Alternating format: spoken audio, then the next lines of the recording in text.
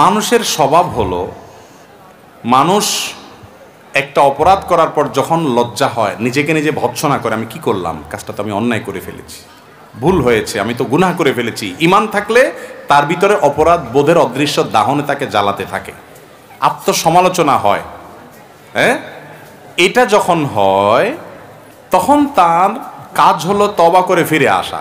কিন্তু এই তওবাটা অনেক সময় ভেঙে যায়। তওবাটা যদি কেউ ধরে রাখতে পারে, এটার নাম তওবায়ে নাসুহা, খাঁটি তওবা। যে আমি একবার পাপ করেছি, এমন লজ্জিত হয়েছি, এমন অনুতপ্ত হয়েছি, এই ভুল আর জীবনে করব না, এইরকম প্রতিজ্ঞা করে ফেললাম এবং জীবনে আর ওই ভুল আমার দ্বারা হইল না, এরকম তওবা করলে সেটা হলো সবচেয়ে খাঁটি এবং পিওর আসল তওবা। আর আরেকটা তওবা আছে একটু দুর্বল তওবা। সেটা কোনটা? আমি পাপের কাজ করার পর ছেড়ে দিলাম, আবার পাপের কাজ হয়ে গেছে, শয়তান আমাকে কাত করে ফেলাই দিছে, তখন আমি আবার কি করব? তওবা করব। আমাদের অনেক ভাইরা আছেন, দ্বিতীয়বার তওবা করার সময় শয়তান এসে তাকে কানে কানে বলে যে তুই পাগল হইছস, একই অপরাধ, একই পাপ, একই গুনাহ কয়বার করে আল্লাহর কাছে মাফ চাবি, শরম হয় না তোর? শরম সৃষ্টি করে। এই শরমটা শয়তানের সৃষ্টি করে। এই শরমটা ইমানের অঙ্গ না, এটা কুফুরির অঙ্গ। সব শরম, সব লজ্জা ইমানের অঙ্গ না। যেই শরমে আপনাকে ভালো কাজ থেকে বাধা দেয়, সেই শরম ভালো না খারাপ?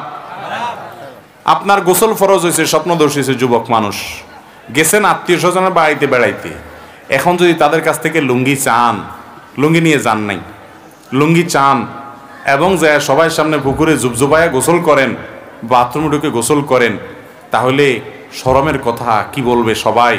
হ্যাঁ, যে তার গোসল ফরজ হলো কেন, সবাই কি বলবে না বলবে, এই লজ্জার চোটে আপনি আর কিছু বললেন না, হেমনে ফজর পড়ে ফেলা দিলেন বা নামাজ পড়লেনই না, বাড়িতে আসি পরে পড়লেন।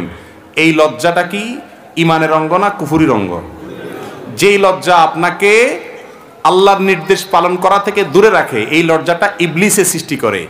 এই লজ্জা বর্জন করতে হবে। এখানে কিসের লজ্জা? আমি আল্লাহর ফরজ বিধান পালন করতে যাব, এখানে যদি লজ্জা শয়তান সৃষ্টি করে, সে লজ্জার মাথা ভেঙে দিয়ে করে ফেলতে হবে, হিম্মত করে। এটা বলে সৎসাহস।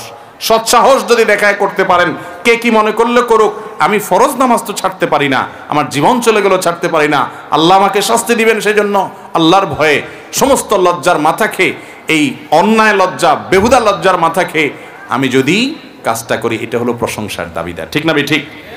একইভাবে আপনি এই জাতীয় লজ্জা যখন হবে, অন্যায় লজ্জা যখন হবে, যে লজ্জা আপনাকে গুনাহ করার পর তওবা থেকে দূরে সরাবে, ওই লজ্জা বুঝাবেন ইবলিস সৃষ্টি করতেছে। আল্লাহ তাআলার গুণবাচক নাম হলো ভাই তাওয়াব। কি নাম? তাওয়াব। তাওয়াব মানে কি? আল্লাহু আকবার। তাওয়াব মানে হলো যিনি রিপিটেডলি বান্দাকে ফরগিভ করেন, ক্ষমা করেন, বারবার ক্ষমা করেন, বারবার ক্ষমা করেন। বান্দা একবার ভুল করে মাফ চাইছে, আল্লাহ আবারও মাফ করেন, আবারও ভুল করছে, মাফ চাইছে, আবারও আল্লাহ মাফ করেন, বারবার মাফ করেন যিনি। দুনিয়ার মানুষ বারবার মাফ করে না। আল্লাহ তাআলা আরহামুর রাহিমিন, আল্লাহ তাআলা গফুর, আল্লাহ তাআলা সত্তার, আল্লাহ তাআলা গফফার, মহা ক্ষমাশীল, বারবার তওবা কবুল করেন। এই জন্য বান্দা যতবার তওবা করবে, আল্লাহ তাআলা কি করবেন? তওবা কবুল। তাহলে এটা যখন শুনছেন, এই যে সুবহানাল্লাহ পড়ে ফেলেছেন, তাহলে তার টেনশন নেই। এবার প্রতিদিন পাপ করবেন, প্রতিদিন তওবা করবেন, আল্লাহ যদি বারবার মাফ করে, অতএব টেনশন কি আর? কি বলেন? একজনের বাড়িতে একটা মলম আছে, সে জানে এই মলমটা এত কার্যকর মলম যে কোথাও কাটা গেলে, পোড়া গেলে, সেই পোড়া জায়গায়, কাটা জায়গায় এই মলম লাগাইলে সাথে সাথে রক্ত বন্ধ হয়ে যায় এবং ব্যথা ট্যাথা কমে যায়, ভালো হয়ে যায়। এই মলমটা তার কাছে আছে।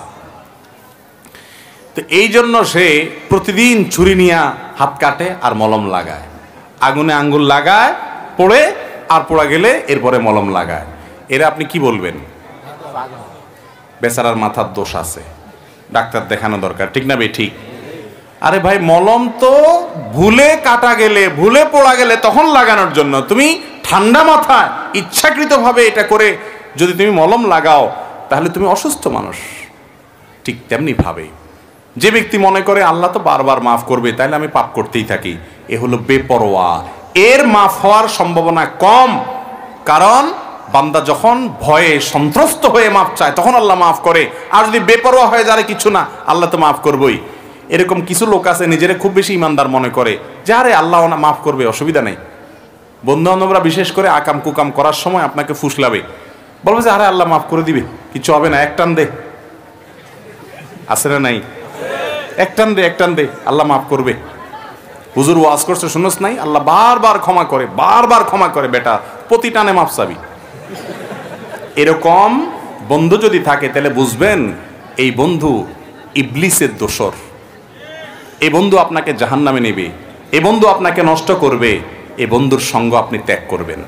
ভাইরা আমার, আল্লাহ বারবার মাফ করবেন, তখন আপনি চেষ্টা করছেন বাঁচার জন্য, পারেন না, নিজেকে নিয়ন্ত্রণ করতে, হয়ে গেছে, লজ্জায় মাথা হেট হয়ে আল্লাহর সামনে মাথা নত করে একাকী আল্লাহর সাথে কথা বলবেন, আল্লাহ আমি তওবা করছিলাম, আবার ভঙ্গ হয়ে গেছে, আল্লাহ আমার দ্বারা হয়ে গেছে পাপটা, আল্লাহ আপনি আমাকে মাফ করে দেন, আমি খুবই লজ্জিত, আর কখনো করব না। নিজেকে আগের বারের যে তওবা হয়েছে তার চাইতে এবার স্ট্রং তওবা করার জন্য বেশি করে শাসন করবেন, নিজের উপরে শাস্তি আরোপ করবেন, নিজেকে বলবেন ঠিক আছে আর এদিকে রাস্তায় যাব না আমি, যাতে তওবাটা আরেকটু যেন লাস্টিং করে। আবারও যদি তওবা ভেঙে যায়, এরপরে তওবাটা আরো শক্তিশালী করবেন। এভাবে আস্তে আস্তে আপনার তওবাটা যেন বেশি লাস্টিং করে এই চেষ্টা করবেন। আপনি 2 দিন পর পর তওবা করবেন, প্রতি মিনিটে মিনিটে তওবা করবেন, ঠান্ডা মাথায় পাপ করে তওবা করবেন। এটা বেপরোয়া ভাব। বেপরোয়া হলে মনে রাখবেন আল্লাহর যেরকম গুণবাচক নাম আছে গফফার, আল্লাহর যেরকম গুণবাচক নাম আছে তাওয়াব, আল্লাহর সেরকম আরেকটা গুণবাচক নাম আছে, সেটা কি? পাহাড়, মহাপাকড়াওকারী। মহাপাকড়াওকারী, আল্লাহর পাকড়াওর মতো কারোর পাকড়াও হয় না। আল্লাহ তাআলা বলেছেন ওয়া উমলি লাহুম ইন্না কাইদি মাতিন। আল্লাহ ছাড় দিয়ে রাখেন, কিন্তু যখন ধরেন এমন ধরেন নড়ার কোনো সুযোগ। আল্লাহ ছাড় দেন কিন্তু ছেড়ে দেন না, ছাড় দেন কিন্তু ওই বড়শিতে মাছ ধরার মতো। মাছ যখন বড়শি গিলে ফেলে, মাছ ধরেন না, টান দেয়, বড়শির মুখে যখন, মাছের মুখে যখন বড়শি লেগে যায় তখন কি করে? প্রথমে ছেড়ে দেয়, রশি ছাড়ে না, যে তার শক্তি যা আছে এতে লাফালাফি করি যেন সব শেষ হয়ে যায়। যখন শেষ হয় এরপরে কি করে? আস্তে করে কন্ডা শুরু করে, ঠিক না ভাই? ঠিক।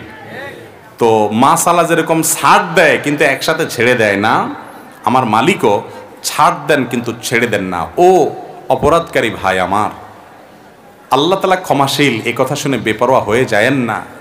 আল্লাহ যে কঠিন পাকড়াওকারী সেটাও মাথা রেখেন। আল্লাহ তাআলা আমাদেরকে সেভাবে তওবা করার তৌফিক দান করুন। তাহলে তওবা করে, তওবা যদি ভেঙে যায়, মন খারাপ করা যাবে না। শয়তান যদি আইসা আপনাকে তখন নিরাশ করে দেয়, না তোর আর মাফ হবে না বেটা, এতবার মাপ চাইছিস তারপরও ভেঙে গেছে, দূর আর কি লাভ হবে, তা কাকাম কোকাম করতে থাক, দেখা যাক পরে একসাথে কিছু একটা হয়ে যাবে। বুঝবেন যে ইবলিস বড়টা লাগছে আপনার পিছনে। কারণ আল্লাহ বলেছেন ওয়ালা ইয়াইআস মির রাউহিল্লাহি ইল্লাল কওমুল কাফিরুন, আল্লাহর রহমত থেকে কাফের ছাড়া, অবিশ্বাসী ছাড়া, অমুসলমান ছাড়া কেউ নিরাশ হয় না। ঈমানদার কখন নিরাশ হতে?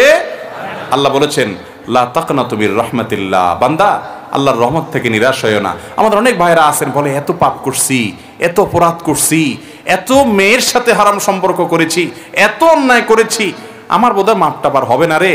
সে নিরাশ হয়ে যায়। কেউ দাওয়াত দিলে বলে না আল্লাহ আমারে মাফ করবেন না। আল্লাহ বলেছেন তাদেরকে লা তাকনাতু মির রাহমাতিল্লাহ, ও পাপিষ্ঠ, যে নিজের প্রতি অনেক জুলুম করেছো, অনেক অবিচার করেছো, অনেক ক্ষতি করেছো, লা তাকনাতু, নিরাশ হয়ো না আল্লাহর রহমত থেকে। ইন্নাল্লাহা ইয়াগফিরুয যুনুবা জামিআ, তুমি যদি হালখাতা করো, আগের সব বাদ দিয়ে নতুন জীবন গড়বার সংকল্প করো, আল্লাহ তাআলা তোমার আগের সবগুলা গুনাহ, সবগুলো অপরাধ ডিলিট করে দিবেন, সব রিমুভ করে দিবেন, ফরম্যাট করে দিবেন। আল্লাহ তাআলা সেই রহিম। কিন্তু প্রতিজ্ঞা করতে হবে পরিবর্তন করে আসার, নতুন জীবন গড়ার সংকল্প করব না ইনশাআল্লাহ। আরে ये कुश्ती तो है उम्र भर की, कभी वो दबा ले कभी तू दबा ले। শয়তানের সাথে লড়াই তো ভাই আজীবনের। কখনো শয়তান আপনাকে হারায় ফেলবে, আপনি উঠে আবার তওবা করে শয়তানকে হারায়া তওবাটাকে একটু লাস্টিং বেশি যেন হয়, বেশি দিন যেন তওবাটা টিকে থাকে, সহজে না ভাঙে, এই চেষ্টা করবেন। আল্লাহ তাআলা আমাদের সবাইকে তৌফিক দান করুন।